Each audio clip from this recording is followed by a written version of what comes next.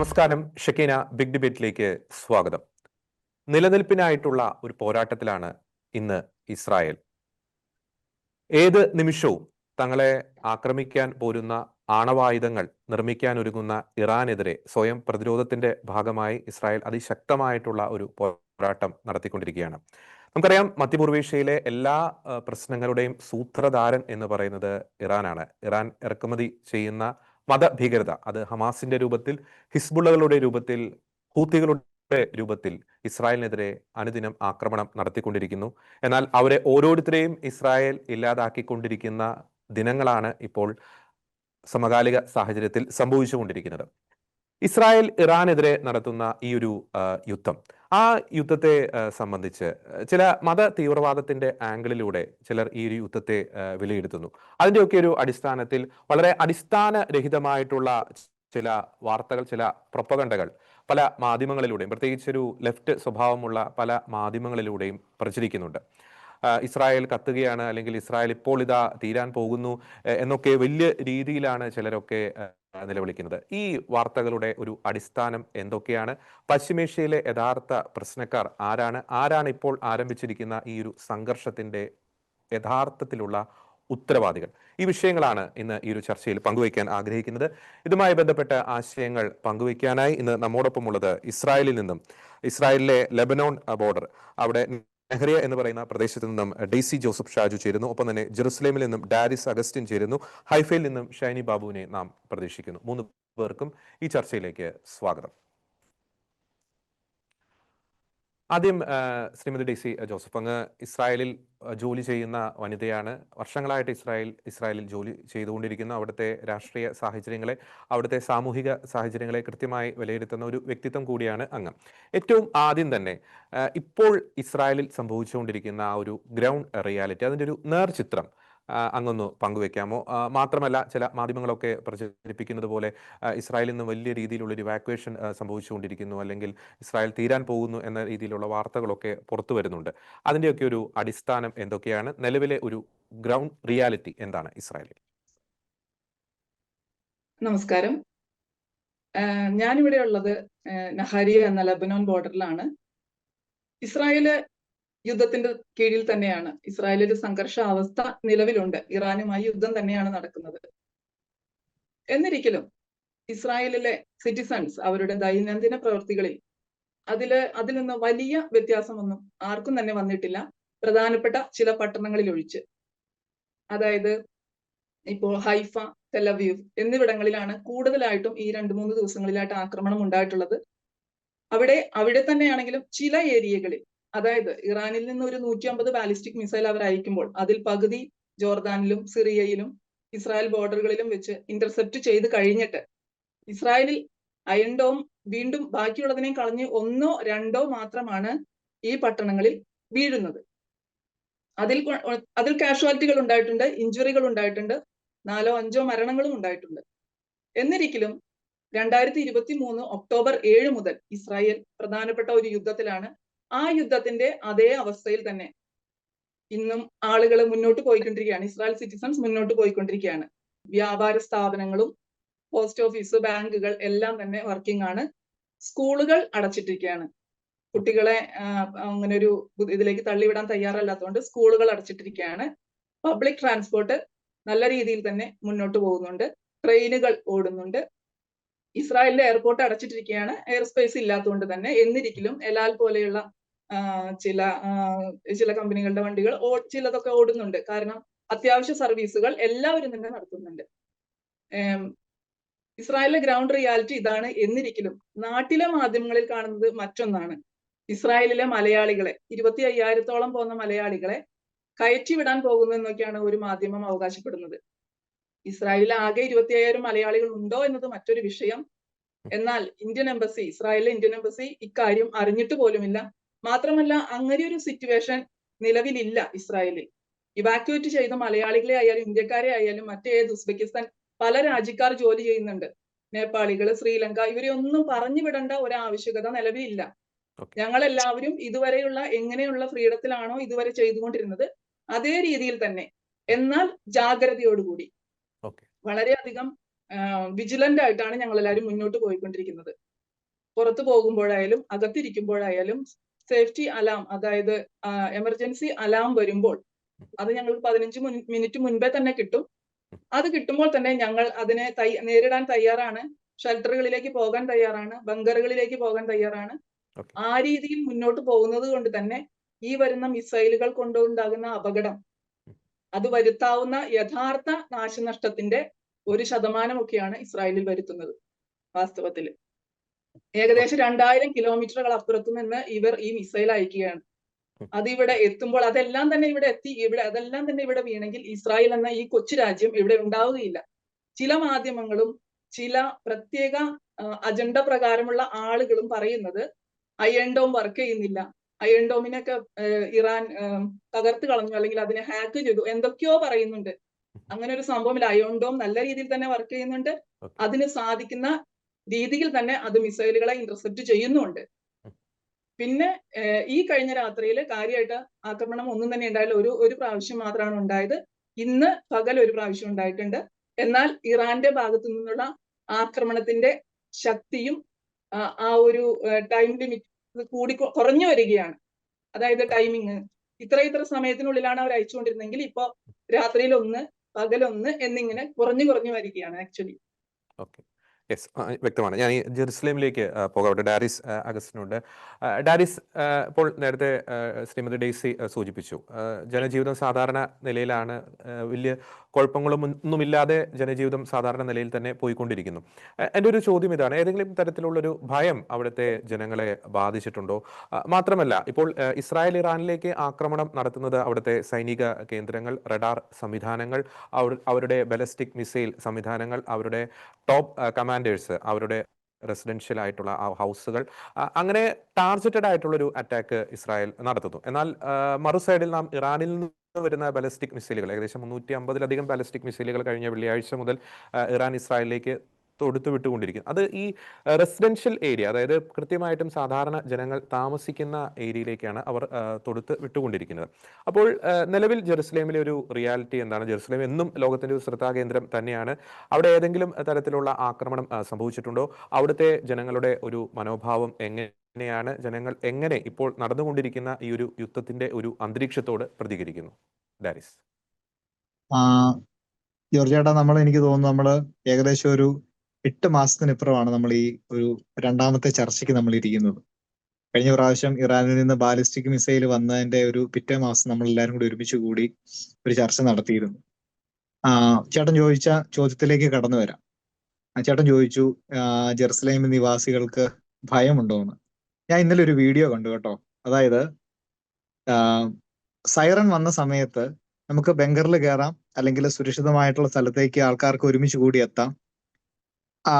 ഇസ്രായേലിലെ ഒരു കൂട്ടം ചെറുപ്പക്കാര് ഈ സുരക്ഷിത സ്ഥലത്തേക്ക് വന്നിട്ട് ദൈവമാണ് ഞങ്ങളുടെ ശക്തിയെന്നും ദൈവം ഞങ്ങളെ കൈവിടത്തില്ലെന്നും അവർ കൈകൊട്ടി പാട്ട് പാടുന്ന ഒരു വീഡിയോ ഇന്നലെ കണ്ടു. എത്ര വലിയ ഒരു പ്രതിസന്ധിയിൽ കൂടെയാണ് ഇസ്രായേൽ കടന്നു പോകുന്നതെങ്കിലും ഇസ്രായേലിനെ നശിപ്പിക്കാനായിട്ട്, അല്ലെങ്കിൽ ഇസ്രായേല് ഒരു വലിയൊരു പ്രശ്നത്തിലേക്ക് എത്തില്ല, അല്ലെങ്കിൽ ഞങ്ങൾക്ക് ഒന്നും അഹിതമായിട്ടൊന്നും സംഭവിക്കില്ല എന്നുള്ള ഉറച്ചൊരു ബോധ്യം ഇവർക്കുണ്ട്. അത് ഇവരുടെ ബേസിക് ആയിട്ടുള്ളൊരു കാര്യമാണ്. ഇത് തന്നെയാണ് ഇപ്പൊ ഞങ്ങളിവിടെ ജോലി ചെയ്യുമ്പോഴും ഞങ്ങളെയും പ്രചോദിപ്പിക്കുന്നത് ഇത് തന്നെയാണ്.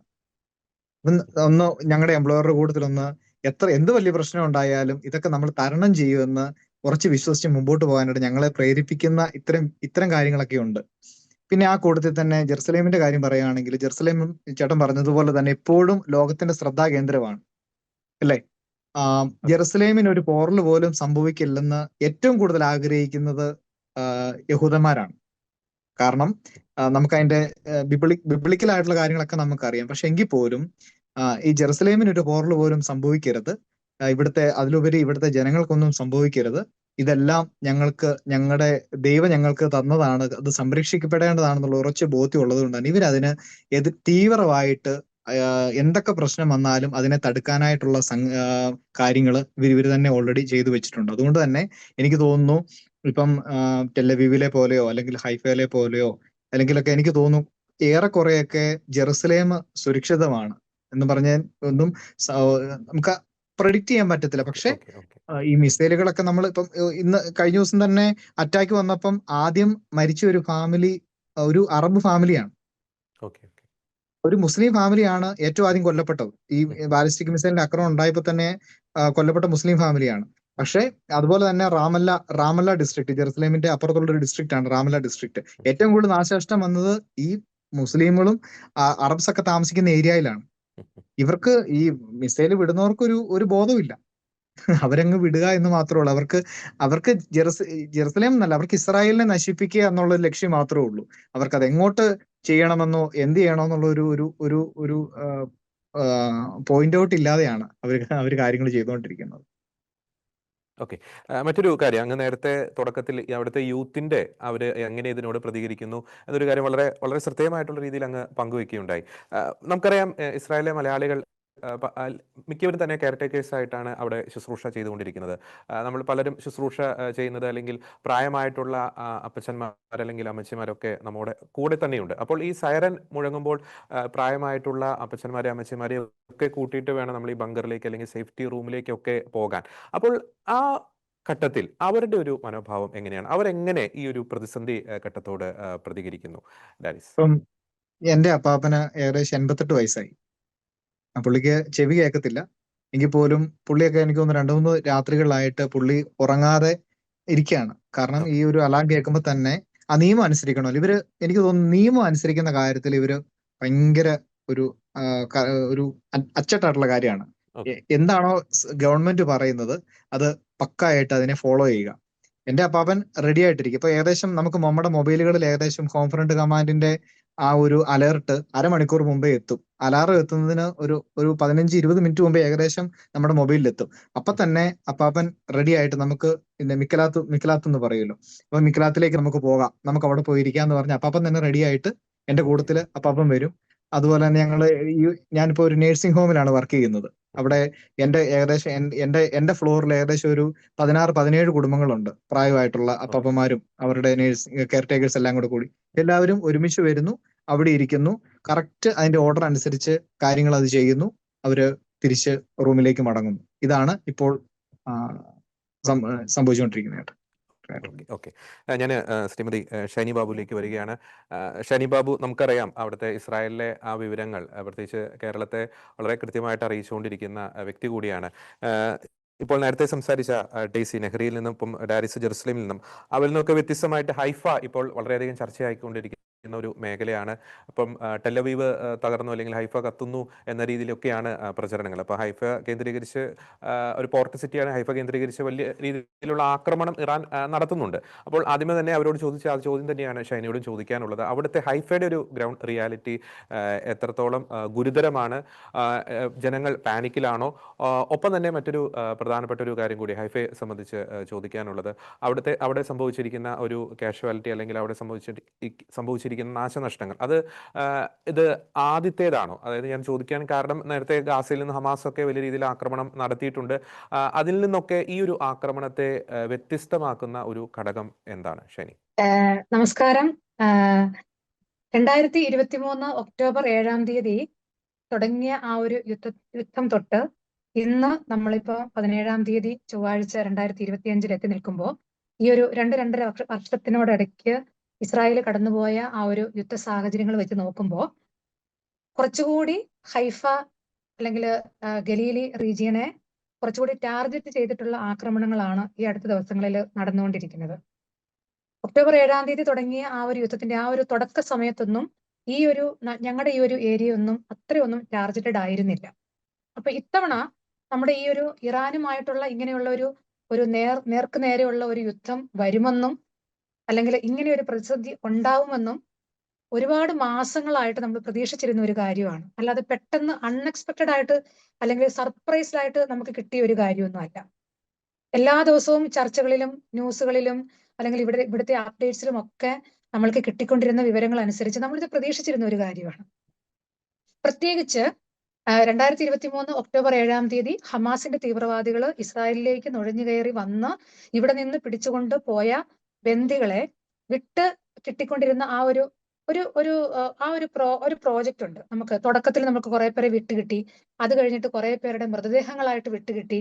അത് കഴിഞ്ഞ് ഇതെല്ലാം കഴിഞ്ഞിട്ട് ഏറ്റവും അവസാനം ഒരു 59 എന്നൊരു നമ്പറിലേക്ക് എത്തി നിന്ന ഒരു സമയത്ത് അമേരിക്ക ഇടപെട്ട് ഇറാനുമായി ഒരു ചർച്ച വെച്ചു. അല്ലെങ്കിൽ എല്ലാ എല്ലാ എല്ലാ രാഷ്ട്രങ്ങളുമായിട്ട് അല്ലെങ്കിൽ യുഎനിലൊക്കെ ചർച്ച വെച്ചു. നമുക്ക് എല്ലാവർക്കും അറിയാം ഈ യുദ്ധം തുടക്കം മുതൽ ഇറാൻ തന്നെയാണ് ചരട് വലിച്ചുകൊണ്ടിരുന്നത്. അല്ലെങ്കിൽ ഹമാസിനെയും എന്താ പറയാ ഹിസ്ബുള്ളനെയും ഒക്കെ ഉപയോഗിച്ചുകൊണ്ട് ഈ യുദ്ധം തുടങ്ങി വെച്ചതും നിയന്ത്രിച്ചുകൊണ്ടിരുന്നതും ഒക്കെ ഇറാൻ തന്നെ ആയിരുന്നു എന്നുള്ളത് ലോകമെമ്പാടുമുള്ള എല്ലാവർക്കും അറിയാം. എല്ലാ രാജ്യക്കാർക്കും അറിയാം, എല്ലാ രാഷ്ട്രങ്ങൾക്കും അറിയാം. അപ്പോ ഈ ഒരു കാര്യത്തിൽ ഒരു അറുതി വരുത്താൻ വേണ്ടിയിട്ട് ഈ ഒരു ബന്ദികളുടെ കാര്യത്തിൽ, ഈ വിട്ടുകിട്ടലിന്റെ കാര്യത്തിൽ ഒരു തീരുമാനം വരാനൊക്കെ അമേരിക്ക ഒരു പ്രോജക്റ്റ് കൊണ്ടുവന്നു. ഒരു 60 ദിവസം എന്നൊരു സമയം കൊടുത്തു. 60 ദിവസം സമയം കൊടുത്തിട്ട് 61ാമത്തെ ദിവസമാണ് ഇസ്രായേല് ഇറാനിലേക്ക് ഡയറക്റ്റ് പോയി ആക്രമിച്ചത്. ഇപ്പൊ നമ്മൾ കണ്ടുകൊണ്ടിരിക്കുന്ന യുദ്ധത്തിന്റെ ആദ്യത്തെ ദിവസത്തെ സംഭവിച്ച കാര്യം. പക്ഷെ ഈ ഒരു ദിവസത്തിലേക്ക് എത്തുന്നതിന് മുമ്പ് തന്നെ മാസങ്ങൾക്ക് മുമ്പേ ഇതിനു വേണ്ടിയുള്ള തയ്യാറെടുപ്പുകളും അതിന്റെ അപ്ഡേറ്റ്സും ഒക്കെ നമ്മൾക്ക് എല്ലായിടത്തും കിട്ടിക്കൊണ്ട് തന്നെയാണ് ഇരുന്നത്. അതുകൊണ്ട് ഇത് ഒരിക്കലും നമ്മൾക്ക് ഇതൊരു സർപ്രൈസ്ഡ് ആയിട്ടുള്ള ഒരു കാര്യമല്ല. പിന്നെ എടുത്തു പറയേണ്ട ഒരു കാര്യം, ഇത്തവണ ഇറാനുമായിട്ട് ഡയറക്റ്റ് ആയിട്ടുള്ള ആ ഒരു പ്രതിരോധവും അല്ലെങ്കിൽ പ്രത്യാക്രമണം അങ്ങനെ നമുക്ക് പറയാം. എല്ലാവരും ഇസ്രായേൽ ആക്രമിക്കുന്നു എന്ന് പറയുന്നു, അല്ലെങ്കിൽ ഇറാൻ പ്രത്യാക്രമണം നടത്തുന്നു എന്നൊക്കെ പറയുന്നു. ശരിക്കും ഇസ്രായേല് ഈ ഒരു 2.5 വർഷം നേരിട്ടുകൊണ്ടിരുന്ന ആക്രമണങ്ങൾക്കെതിരെ അവര് അങ്ങോട്ട് പ്രത്യാക്രമണം നടത്തിയതാണ് ഇപ്പോഴത്തെ നമ്മൾ കണ്ടുകൊണ്ടിരിക്കുന്ന ഈ ഒരു 4 ദിവസമായിട്ട് നമ്മൾ കണ്ടുകൊണ്ടിരിക്കുന്ന ഈ ഒരു യുദ്ധം. ഒരിക്കലും ഇത് ആക്രമണം എന്ന് നമുക്ക് പറയാൻ പറ്റത്തില്ല. അപ്പോ ഈ ഒരു യുദ്ധത്തില് ഈ ഒരു 4 ദിവസമായിട്ട് നടന്നുകൊണ്ടിരിക്കുന്ന കാര്യത്തില് ഏറ്റവും ടാർഗറ്റഡ് ആയിട്ടുള്ള 2 സ്ഥലം, ഒന്ന് ടെലവീവും പിന്നെ ഹൈഫ, ഗലീലി റീജിയൻ. ഈ ഗലീലി റീജിയൻ എന്ന് പറയുമ്പോഴത്തേക്കും അതിനകത്ത് നസ്രത്ത് ഉൾപ്പെടുന്ന നഗരങ്ങൾ ഉൾപ്പെടെയുള്ള ആ ഒരു ഏരിയയാണ്. അപ്പോ ഈ ഒരു റീജിയനെ ഇത്രയും ടാർഗറ്റഡ് ആയിട്ട് കൊണ്ടുവരണമെന്നുണ്ടെന്നുണ്ടെങ്കിൽ ഇതിന്റെയൊക്കെ പിന്നിൽ ഒരുപാട് അജണ്ടകളുണ്ട്. അതുപോലെ തന്നെ ഹൈഫ റീജിയനിൽ അല്ലെങ്കിൽ ഗലീലി റീജിയനിലുള്ള മിലിറ്ററി എയർ സ്പേസുകളുണ്ട്. അല്ലെങ്കിൽ അതുപോലെയുള്ള കുറെ കാര്യങ്ങൾ അവര് ടാർഗറ്റഡ് ആയിട്ട് ആണ് ഇങ്ങനെ ഒരു എന്താ പറയാ ഇപ്പോഴത്തെ ഈ ഒരു ആക്ഷൻ നടന്നുകൊണ്ടിരിക്കുന്നത്. പക്ഷെ അന്നേരവും അവര് ടാർഗറ്റ് ചെയ്യുന്നത് എപ്പോഴും സിവിലിയൻസ് ഉള്ള ഏരിയകളാണ്. ഈ 2-3 ദിവസങ്ങളായിട്ട് നമ്മൾ ഈ ഹൈഫയിലാണെങ്കിലും നേരിട്ട് ഡയറക്റ്റ് ഹിറ്റ് നടന്ന സ്ഥലങ്ങൾ നോക്കിക്കഴിഞ്ഞാല് ഒന്ന് ഒരു അറബിക് വില്ലേജിലാണ്. ഇപ്പം നേരത്തെ ഡാരീസ് പറഞ്ഞതുപോലെ തമ്ര എന്ന് പറയുന്ന ഒരു ഹൈഫ റീജിയനിലുള്ള ഒരു അറബിക് വില്ലേജിലാണ് ആ ഒരു ഡയറക്റ്റ് ഹിറ്റ് വന്നിട്ട് ഒരു കുടുംബത്തിലുള്ള 4 പേര് ഒരുമിച്ച് മരിച്ചത്. അതേപോലെ തന്നെ ഈ അടുത്ത ദിവസങ്ങളിൽ ഡയറക്റ്റ് ഹിറ്റ് നടന്നത് ഹൈഫയിലുള്ള ഒരു പവർ പ്ലാന്റ് പ്രോജക്റ്റ് നടക്കുന്ന ഏറ്റവും ഒരു 2 കണ്ടെയ്നർ ഒരുമിച്ചിരിക്കുന്ന ഒരു സ്ഥലത്ത് തൊട്ടടുത്താണ് ഒരു ഡയറക്റ്റ് ഹിറ്റ് വന്നത്. ആ പവർ പ്ലാന്റിന്റെ ഒക്കെ ആ ഒരു കണ്ടെയ്നറിലേക്കൊക്കെ ഡയറക്റ്റ് ഹിറ്റ് വന്നിരുന്നെങ്കിൽ ഒരുപക്ഷെ ഈ ഒരു ഹൈഫ റീജിയൻ മൊത്തം ഇന്ന് ഇല്ലാതായി പോയേനെ. അപ്പൊ ഡെയ്സി പറഞ്ഞ കാര്യം എനിക്ക് എടുത്തു പറയേണ്ട ഒരു കാര്യമുണ്ട്. ഇവിടുത്തെ അയൺ ഡോം സിസ്റ്റവും അല്ലെങ്കിൽ ഏറ്റവും ലേറ്റസ്റ്റ് ആയിട്ട് ഇവർ കണ്ടുപിടിച്ചിരിക്കുന്ന ഓരോ സിസ്റ്റവും പരാജയപ്പെട്ടിരുന്നെങ്കിൽ ഒരുപക്ഷെ ഹൈഫ റീജിയൻ എന്ന് മാത്രമല്ല, ഗലീലി റീജിയൻ എന്ന് മാത്രമല്ല, ഈ ഒരു ഇസ്രായേൽ രാജ്യം പോലും ഇന്ന് നിലവിലെ ഉണ്ടായിരിക്കില്ല. അപ്പൊ ഹൈഫ റീജിയനെ കുറിച്ച് പറയുകയാണെന്നുണ്ടെങ്കിൽ ഏറ്റവും ലേറ്റസ്റ്റ് ആയിട്ട് ടാർഗറ്റഡ് ആയിട്ടിരിക്കുന്ന ഒരു സിറ്റിയിലാണ് നമ്മൾ ജീവിക്കുന്നത്. ഇവിടുത്തെ ജനങ്ങളുടെ സിറ്റുവേഷൻ നോക്കിക്കഴിഞ്ഞാൽ ഡെയ്സി പറഞ്ഞതുപോലെ ജനജീവിതം സുഗമമായി തന്നെ സാധാരണഗതിയിൽ തന്നെ മുന്നോട്ട് പോകുന്നു. പക്ഷെ നമ്മൾക്ക് അവര് ഹോം ഫ്രണ്ട് കമാൻഡ് തന്നിരിക്കുന്ന നിർദ്ദേശങ്ങളുണ്ട്, റെസ്ട്രിക്ഷൻസ് ഉണ്ട്. ഗ്യാതറിങ്ങുകൾ പാടില്ല, അനാവശ്യ യാത്രകൾ ഒഴിവാക്കണം. അതുപോലെ തന്നെ ഹോം ഫ്രണ്ട് കമാൻഡിന്റെ നിർദ്ദേശങ്ങൾ കിട്ടുന്ന അനുസരിച്ച് സേഫ്റ്റി റൂമുകളിലേക്ക് മാറേണ്ട നിർദ്ദേശങ്ങൾ നമുക്കുണ്ട്. നിർദ്ദേശങ്ങൾ പാലിക്കുന്നവരൊക്കെ സംരക്ഷിക്കപ്പെടുന്നുണ്ട്. അതേസമയം അത് മുഖവരിക്കെടുക്കാത്തവരൊക്കെ എന്താ പറയാ ആപത്തിൽ പെടുന്നുണ്ട്. അതാണ് നിലവിലത്തെ സിറ്റുവേഷൻ. ഓക്കെ, ഒരു കാര്യം കൂടി ചോദിക്കാൻ ആഗ്രഹിക്കുകയാണ്. ഇപ്പോൾ കഴിഞ്ഞ ദിവസങ്ങളിലൊക്കെ ഇസ്രായേലി മാധ്യമങ്ങളിൽ നിന്നും വന്ന ചില വാർത്തകൾ, ഇപ്പോൾ അവിടുത്തെ സീനിയർ ആയിട്ടുള്ള റബ്ബിമാരൊക്കെ പ്രാർത്ഥന കൂടുതൽ ശക്തിപ്പെടുത്തുവാൻ അവിടുത്തെ ഇസ്രായേലിലെ ജനങ്ങളോട് ആഹ്വാനം ചെയ്തതായിട്ടുള്ള വാർത്തയൊക്കെ ശ്രദ്ധയിൽപ്പെട്ടിട്ടുണ്ട്.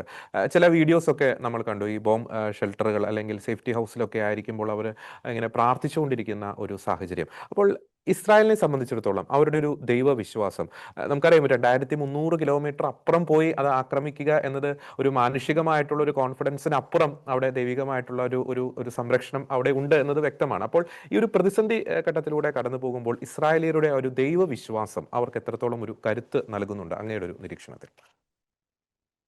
ജൂത സമൂഹത്തെ അവരെ നോക്കി നമ്മൾ കാണുമ്പോൾ വിശ്വാസികളായിട്ടുള്ള ആൾക്കാരും ഉണ്ട്, എന്നാൽ വിശ്വാസമില്ലാത്ത ആൾക്കാരുമുണ്ട്. തീവ്ര മതവിശ്വാസികളും ഉണ്ട്, അല്ലാതെ നോർമലായിട്ട് ഓക്കെ ഞങ്ങൾ ജൂതന്മാരാണ്, ഞങ്ങൾ ദൈവത്തിന്റെ മക്കളാണ്, ഞങ്ങൾ ദൈവത്താൽ സംരക്ഷിക്കപ്പെടുന്നവരാണ് എന്നുള്ള ഒരു നോർമൽ വിശ്വാസം പുലർത്തിക്കൊണ്ട് പോകുന്നവരുമുണ്ട്. എന്നാൽ തീവ്ര മതവിശ്വാസികളുമുണ്ട്, ഓർത്തഡോക്സ് അങ്ങനെയുള്ള ആ ഒരു വിഭാഗവുമുണ്ട്. ഈ ഒരു യുദ്ധത്തിൽ മാത്രമല്ല, ഇപ്പോഴത്തെ യുദ്ധത്തിൽ മാത്രമല്ല, പൊതുവെ അവര് പ്രാർത്ഥനയിൽ കഴിയുന്ന ഒരു മക്കളാണ്, ദൈവത്തിന്റെ മക്കളാണ്, കർത്താവിന്റെ മക്കളാണ്. ഇനിഷ്യലി നമ്മൾ പറയുമ്പോൾ ഉള്ളവരാണെങ്കിലും ഇല്ലാത്തവരാണെങ്കിലും അവര് ആ ഒരു ബൈബിളിലുള്ള വിശ്വാസവും അല്ലെങ്കിൽ അവരുടെ മൂന്നാം ദേവാലയം പുനർനിർമ്മിക്കപ്പെടണമെന്ന് ആഗ്രഹിക്കുന്ന ഒരാൾക്കാരാണ്. അവർക്ക് വേണ്ടിയിട്ടുള്ള ഈ ഒരു രാജ്യം ജൂതന്മാർക്ക് വേണ്ടിയിട്ട് സംരക്ഷിക്കപ്പെടണമെന്ന് ആഗ്രഹിക്കുന്ന ആൾക്കാരാണ്. വിശ്വാസികളല്ലാത്ത ആൾക്കാരാണെങ്കിൽ പോലും ശബാത്തിന് തിരികത്തിക്കുന്ന ആൾക്കാരുണ്ട്, പ്രാർത്ഥിക്കുന്ന ആൾക്കാരുണ്ട്. അവര് പൂർണ്ണമായ വിശ്വാസികളാണെന്നുള്ള ഒരു അടയാളമല്ല അത്. പക്ഷെ അവര് ജൂതന്മാരാണ്. ഞങ്ങൾക്ക് ഈ ഒരു രാജ്യമേ ഉള്ളൂ, ഞങ്ങൾക്ക് വേറെ രാജ്യമില്ല, ഞങ്ങൾക്ക് വേണ്ടി അല്ലെങ്കിൽ നമുക്ക് വേണ്ടി ഈ ഒരു രാജ്യം സംരക്ഷിക്കപ്പെടണം എന്ന് ആഗ്രഹിക്കുകയും പ്രാർത്ഥിക്കുകയും ചെയ്യുന്നവരാണ് മജോറിറ്റി ജൂതന്മാരായിട്ടുള്ള ആൾക്കാർ. പക്ഷെ വിശ്വാസം ഇല്ലാത്ത ആൾക്കാരും ഉണ്ട്. എന്തിനാണ് മതം, ജൂതമതം വേണ്ട, അങ്ങനെയൊന്നും വേണ്ട, എല്ലാവരും ഒരേപോലെ ഉള്ളൂ, അല്ലെങ്കിൽ നമ്മൾ ഫൈറ്റ് ചെയ്യുന്നത് നമ്മുടെ രാഷ്ട്രത്തിന് വേണ്ടിയാണ്, രാജ്യത്തിന് വേണ്ടിയാണ്, പൊളിറ്റിക്സിന് വേണ്ടിയാണ്, രാജ്യം സംരക്ഷിക്കപ്പെടുന്നതിന് വേണ്ടിയാണ്, അങ്ങനെ അവകാശപ്പെടുന്ന ആൾക്കാരുമുണ്ട്. പക്ഷെ മജോറിറ്റി ആൾക്കാരും എനിക്ക് തോന്നുന്നു ദൈവത്തിൽ വിശ്വാസമുള്ള ആൾക്കാരാണ്, ഈ ഒരു രാജ്യത്തിന് വേണ്ടി പ്രാർത്ഥിക്കുന്ന ആൾക്കാരാണ്. പ്രത്യേകിച്ച് ഈ ഒരു ദിവസങ്ങളില് ഇപ്പം ജോർജ് സാറ് പറഞ്ഞ പോലെ തന്നെ ഈ എന്താ പറയാ ബങ്കറുകളിലും സേഫ്റ്റി റൂമുകളിലും ഒക്കെ അവര് ഒരുമിച്ച് കൂടുമ്പോൾ അവരുടെ ബൈബിള് വായിക്കുകയും പ്രാർത്ഥിക്കുകയും ഒരുമിച്ച് പാട്ട് പാടി ആനന്ദ നൃത്തം ചെയ്യുന്ന വീഡിയോകൾ വരെ നമ്മൾ കണ്ടിട്ടുണ്ട്. അപ്പൊ അത്രയും ഒരു ചേർത്ത് പിടിച്ചു പോകുന്ന, അല്ലെങ്കിൽ നമുക്ക് നമ്മളെ ഉള്ളൂ, നമുക്ക് വേണ്ടി നമ്മൾ പൊരുതണം എന്ന് മറ്റുള്ളവരിലേക്ക് ഒരു ആശയം കൊടുക്കാൻ വേണ്ടിയിട്ട് അവർ ഏറ്റവും കൂടുതൽ ഉപയോഗിക്കുന്നത് പ്രാർത്ഥന തന്നെയാണ്. പ്രാർത്ഥന തന്നെയാണ് അവരുടെ ആയുധം എന്നാണ് എന്റെ ഒരു കാഴ്ചപ്പാട്. എനിക്ക് അറിഞ്ഞുകൂടാ, മറ്റുള്ളവരുടെ കാഴ്ചപ്പാടുകളോട് പറയട്ടെ. ഞാൻ അടുത്ത ഒരു ഘട്ടത്തിലേക്ക് വരികയാണ്. ശ്രീമതി ഡെയ്സി, നമുക്കറിയാം ഇസ്രായേലുമായി ബന്ധപ്പെട്ട് എന്ത് വിഷയം നടന്നാലും ഇസ്രായേലിനെതിരെ പ്രതികരിക്കുവാൻ ഇവിടുത്തെ രാഷ്ട്രീയ നേതാക്കൾക്ക്, അത് ഇടതായിക്കോട്ടെ വലതായിക്കോട്ടെ, ഇവിടുത്തെ രാഷ്ട്രീയ നേതാക്കൾക്ക് ഭയങ്കര വലിയൊരു ആവേശം തന്നെയാണ്. ഈ ഇറാനെതിരെ ഇസ്രായേൽ നടത്തിയ നിലനിൽപ്പിന് വേണ്ടിയിട്ടുള്ള ആ ഒരു പോരാട്ടം, ചെറുത്തുനിൽപ്പിന്റെ ഭാഗമായിട്ട് നടത്തിയ ആ ഒരു ആക്രമണം, അതിന്റെ പേരിൽ കേരള മുഖ്യമന്ത്രി ഉപയോഗിച്ചൊരു വാക്കുണ്ട് ഇസ്രായേലിനെ കുറിച്ച്, തെമ്മാടി രാഷ്ട്രമെന്ന്. അത് ഏറ്റുപിടിച്ചുകൊണ്ട് പൊതുമരാമത്ത് മന്ത്രി റിയാസ് പറയുന്നത് റൗഡി രാഷ്ട്രമാണ്. മാത്രമല്ല CPM-ന്റെ നേതൃത്വത്തിൽ പാലസ്തീൻ ഐക്യദാർഢ്യ റാലിയൊക്കെ നടക്കാൻ പോകുന്നു. കോൺഗ്രസും സമാനമായിട്ടുള്ള രീതിയിലുള്ള പ്രസ്താവനകൾ കോൺഗ്രസ് ദേശീയ നേതൃത്വത്തിന്റെ ഭാഗത്തുനിന്ന് ഇസ്രായേലിനെതിരെ വന്നുകൊണ്ടിരിക്കും. നമുക്കറിയാം ഇസ്രായേലിനെ സംബന്ധിച്ചിടത്തോളം ഇന്ത്യയുടെ എക്കാലത്തെയും വലിയൊരു ബെസ്റ്റ് ഫ്രണ്ട് എന്ന് നമുക്ക് പറയാൻ സാധിക്കുന്ന രാഷ്ട്രമാണ് ഇസ്രായേൽ. കാർഗിൽ യുദ്ധസമയത്ത്, ഇപ്പോൾ ഓപ്പറേഷൻ സിന്ദൂറിന്റെ ഒക്കെ സമയത്ത് ഇന്ത്യക്കൊപ്പം അടിയുറച്ചു നിന്ന ഒരു രാജ്യം, കാശ്മീർ വിഷയത്തിൽ എക്കാലവും ഇന്ത്യക്കൊപ്പം നിന്നിട്ടുള്ള ഒരു രാജ്യം. അപ്പോൾ ഇത്തരത്തിൽ പലരും കേരളത്തിൽ നിന്നുള്ള പ്രമുഖരായിട്ടുള്ള രാഷ്ട്രീയ നേതാക്കൾ, ഭരണതലപ്പത്തുള്ളവർ ഇസ്രായേലിനെ ഇങ്ങനെ അപമാനിക്കുമ്പോൾ വളരെ മോശം വാക്കുകൾ ഉപയോഗിച്ച് അവമാനിക്കണം. അതിന്റെ ലക്ഷ്യം പലതാണ്, വോട്ട് ബാങ്ക്, പ്രീണനം, അതൊക്കെ ഉണ്ട്. അപ്പോൾ അവിടെ ജോലി ചെയ്യുന്ന മലയാളികളായ നിങ്ങളെ സംബന്ധിച്ചിടത്തോളം അത് എത്രത്തോളം ഒരു വേദന മനസ്സിൽ ഉളവാക്കുന്നുണ്ട്? ഇവർക്ക് കൊടുക്കാനുള്ള ഒരു മറുപടി എന്താണ് ഡെയ്സി? ഇതിലെ ഏറ്റവും പ്രധാനപ്പെട്ട കാര്യം, കേരളത്തിൽ ജൂതന് വോട്ടില്ല. ഇതാണ് അതിലെ ഏറ്റവും പ്രധാനപ്പെട്ട കാര്യം. ജൂതനെ പ്രീതിപ്പെടുത്തിയത് കൊണ്ടോ എന്തെങ്കിലും പ്രീണനം നടത്തിയത് കൊണ്ടോ കേരളത്തിൽ പ്രത്യേകിച്ച് ഒരു ഉപകാരവും ഇല്ല. എന്നാൽ അതിന്റെ ഓപ്പോസിറ്റായി നിൽക്കുന്ന കക്ഷിയെ പ്രീതിപ്പെടുത്തിയാൽ വോട്ട് ബാങ്ക് ഉണ്ട്, അവരെ പ്രീണനം നടത്തിയാൽ അവർക്ക് വേണ്ട കാര്യങ്ങൾ നടക്കും എന്നുള്ളത് കൊണ്ട് മാത്രമാണ്, ആ ഒരേ ഒരു കാരണം കൊണ്ട് മാത്രമാണ് ഇസ്രായേലിനെ ലോക തെമ്മാടി എന്ന് കേരള മുഖ്യമന്ത്രി വിളിക്കാൻ കാരണം. അദ്ദേഹത്തിന് സ്വന്തം നിലനിൽപ്പാണ് പ്രധാനം. എന്നാൽ ഇതേ മുഖ്യമന്ത്രി തന്നെയാണ് ഏകദേശം കഴിഞ്ഞ വർഷം, 1.5 വർഷം മുമ്പ് 20 പേരടങ്ങുന്ന ഒരു സംഘത്തെ കൃഷി പഠിക്കാനായിട്ട് ഇസ്രായേലിലേക്ക് അയച്ചത്. മന്ത്രി പ്രസാദ് അടങ്ങുന്ന 20 പേരുടെ സംഘം ഇവിടെ വന്നു. ഓർമ്മയുണ്ടാവും എല്ലാവർക്കും, അതൊരു സ്വല്പം ഒരു കോൺട്രവേഴ്സി ആയിരുന്നു, അതിൽ നിന്ന് ഒരാൾ ചാടിപ്പോക്കെ. അപ്പൊ അതുകൊണ്ട് അത് അറിയാം, എല്ലാവർക്കും അറിയാം. ലോക തെമ്മാടി എന്ന് അദ്ദേഹം വിശേഷിപ്പിച്ച ഒരു രാഷ്ട്രത്തിലേക്ക് കൃഷി പഠിക്കാൻ എന്തുകൊണ്ട് അദ്ദേഹം തന്റെ സംഘത്തെ അയച്ചു? മാത്രമല്ല, ഇപ്പോഴത്തെ മന്ത്രിസഭയിലെ ഒരു മന്ത്രിയുടെ ഭാര്യ ഇപ്പോഴും ഇസ്രായേൽ യൂണിവേഴ്സിറ്റിയിൽ ഫാക്കൽറ്റിയാണ്. എങ്ങനെയാണ് അത് സംഭവിക്കുന്നത്? ലോക തെമ്മാടി എന്ന് നിങ്ങൾ വിശേഷിപ്പിക്കുകയാണെങ്കിൽ നിങ്ങളെല്ലാം അതിൽ നിന്ന് ഇസ്രായേലുമായി ബന്ധപ്പെട്ട ഇസ്രായേലിന്റെ ഫേസ്ബുക്ക് അടക്കം, ജൂതന്റെ ഫേസ്ബുക്ക് അടക്കം എല്ലാത്തിൽ നിന്നും നിങ്ങൾ വിട്ടു നിൽക്കണം. അതിനെ ബാൻ ചെയ്യാൻ നിങ്ങൾക്ക് കഴിവുണ്ടാവണം. എന്തുകൊണ്ടാണ് ഒരു മതത്തെയോ അല്ലെങ്കിൽ ഒരു കൂട്ടം ആളുകളെയോ പ്രീണനം നടത്താൻ വേണ്ടി, പ്രീതിപ്പെടുത്താൻ വേണ്ടി മറ്റൊരു രാജ്യത്തിന്റെ അവരുടെ സ്വന്തം നീതിയെയും നിലനിൽപ്പിനെയും തെമ്മാടിത്തരം എന്ന് വിശേഷിപ്പിക്കാൻ കഴിയുക? അത് ശരിയാണോ? അക്കാര്യത്തിൽ എനിക്ക് അത്രയും ഈ കാര്യത്തിൽ ഇപ്പോൾ ഇതിൽ കൂടുതൽ പറയാൻ സാധിക്കില്ല എന്നതുകൊണ്ട് ഇത്തരത്തിൽ ഞാൻ അവസാനിപ്പിക്കുകയാണ് ഈ കാര്യം. ഓക്കെ, ഒരു കാര്യം കൂടി, ഇവർ യൂസ് ചെയ്യുന്ന ഈ ടേം അല്ലെങ്കിൽ ഇവർ യൂസ് ചെയ്യുന്ന ഭാഷ, ഇവർ ഇസ്രായേലിന് നേർക്ക് ഉയർത്തുന്ന വിമർശനങ്ങൾ, അത് അക്ഷരാർത്ഥത്തിൽ പറയുകയാണെങ്കിൽ ആയിരക്കണക്കിന് വരുന്ന മലയാളികൾ അവരുമായി ചേർന്ന് നിൽക്കുന്ന ഇപ്പോൾ കേരളത്തിലെ കുടുംബങ്ങൾ, അത് 10,000-കണക്കിന് വരും, അവര് അപമാനിക്കുന്ന രീതിയിലുള്ള ഒരു പ്രസ്താവനയല്ലേ ഈ കൂട്ടരുടെ ഭാഗത്തുനിന്നുണ്ടാകുന്നത്? നോക്കൂ, ഇപ്പോഴത്തെ കേരള മുഖ്യമന്ത്രി എപ്പോഴും ഉപയോഗിക്കുന്ന പദങ്ങൾ അത്തരത്തിലുള്ളതാണ്. അത് ഇവിടെ ഇസ്രായേലിന് നേരെ മാത്രമല്ല, അദ്ദേഹം തന്റെ വൈരിക്കെതിരെ അല്ലെങ്കിൽ എതിർ കക്ഷിക്കെതിരെ എക്കാലത്തും ഇത്തരം പദങ്ങളാണ്. അദ്ദേഹത്തിന്റെ ഫേമസ് പദങ്ങളൊക്കെ നമുക്കറിയാം. പലതരം പദങ്ങളുണ്ട്. അവസാനം പറയാൻ കൊള്ളാവുന്നതായിട്ട് കടക്കു പുറത്ത് വരെ നമുക്ക് ഇഷ്ടപ്പെടാത്ത കാര്യങ്ങളിൽ അദ്ദേഹം സ്വീകരിക്കുന്ന ഒരു മനോഭാവമുണ്ട്. അതേ മനോഭാവം തന്നെയാണ് ഇസ്രായേലിനെതിരെ അദ്ദേഹം പ്രയോഗിച്ചിട്ടുള്ളത്. പറഞ്ഞു വരുമ്പോൾ ഇവിടുന്ന് മലയാളികള് ഒരുപാട്, കേരളത്തിൽ നിന്ന് മലയാളികൾ എന്ന് പറഞ്ഞാൽ ഞങ്ങള് ഏകദേശം കണക്കെടുത്തതിനനുസരിച്ച് അതിൽ കൂടുതൽ ഉണ്ടാവാനേ സാധ്യതയുള്ളൂ. 7,000-ത്തിലധികം മലയാളികൾ ഇവിടെ ജോലി ചെയ്യുന്നുണ്ട്. ഈ പണം മുഴുവൻ കേരളത്തിലേക്കാണ് ചെല്ലുന്നത്. അദ്ദേഹത്തിന് സംസാരിക്കുമ്പോൾ അദ്ദേഹം ഭരിക്കുന്ന തന്റെ സംസ്ഥാനത്തിലെ ആളുകളാണ് ഇവിടെ ജോലി ചെയ്യുന്നത്. അവരിവിടെ ജോലി ചെയ്യുന്നുണ്ട്. അവരുടെ പണം കൂടി ഇങ്ങോട്ട് വരുന്നുണ്ട്. അവരുടെ കുടുംബങ്ങൾ ഇതെല്ലാം കേൾക്കുന്നുണ്ട്. അവരുടെ മെന്റാലിറ്റി എന്തായിരിക്കും? ഇതൊന്നും അദ്ദേഹത്തിന് വിഷയമല്ല. വെറും വോട്ട് ബാങ്ക് മാത്രം മുന്നിൽ കണ്ടുകൊണ്ട് അദ്ദേഹം നടത്തുന്ന ഇത്തരം പ്രസ്താവനകളെ നമുക്ക് ലജ്ജാകരം എന്നല്ലാതെ മറ്റൊന്നും തന്നെ വിശേഷിപ്പിക്കാനില്ല. ഡാരിസ്, ഞാൻ നേരത്തെ ശ്രീമതി ഡെയ്സിയോട് ചോദിച്ച ആ ഒരു ചോദ്യം തന്നെയാണ് അങ്ങയോട് ചോദിക്കാൻ ആഗ്രഹിക്കുന്നത്. ഇത്തരത്തിൽ അന്നം തരുന്ന നാട് ചിലർക്ക് അന്നം തരുന്ന നാട് എന്ന് പറയുമ്പോൾ ചില രാജ്യങ്ങളുടെ പേരാണ് ചിലരുടെ മനസ്സിലേക്ക് വരുന്നത്. പക്ഷേ നമുക്കറിയാം, ഇസ്രായേൽ ഇന്ത്യക്ക് അല്ലെങ്കിൽ കേരളത്തിന് നിങ്ങളെപ്പോലെ അധ്വാനിക്കുന്ന പൗരന്മാരിലൂടെ അന്നം മാത്രമല്ല തരുന്നത്, ഉറച്ച പിന്തുണയാണ് പല ഘട്ടത്തിലും നമ്മുടെ രാജ്യത്തിന് തന്നിട്ടുള്ളത്. അപ്പോൾ ആ ഒരു രാജ്യത്തെ ഇങ്ങനെ അപമാനിക്കുമ്പോൾ നിങ്ങൾക്ക് എന്ത് തോന്നുന്നു, ഇസ്രായേലിൽ ഇത്രയും വർഷം ജോലി ചെയ്ത വ്യക്തികൾ എന്ന നിലയിൽ?